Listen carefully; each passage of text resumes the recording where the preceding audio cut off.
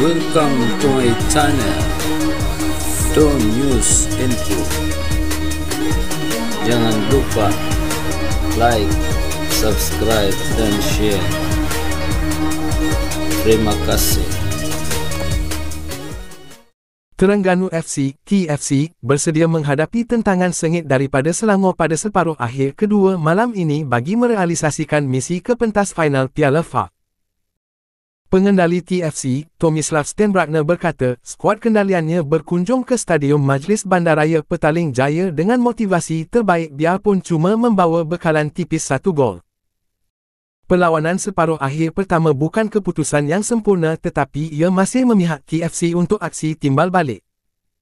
Kami harus pertahankan kelebihan itu dengan meneruskan corak permainan sendiri agar dapat melebarkan kedudukan agregat, katanya.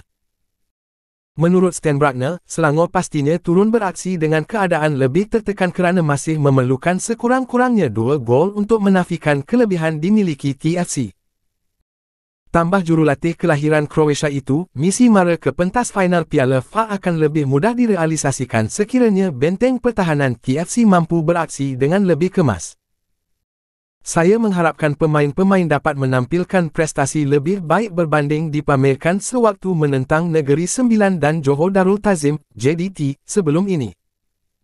Apapun, saya juga berharap permainan dapat diselesaikan dalam tempoh 90 minit dan tidak diheret ke masa tambahan atau penentuan penalti, katanya.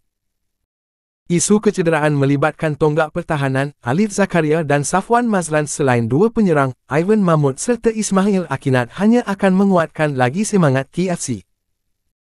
Dalam perkembangan sama, Stenbrakner tidak menolak kemungkinan untuk mempertaruhkan Cuku Cijiok dalam kebelasan utama untuk merobek pintu gol Selangor.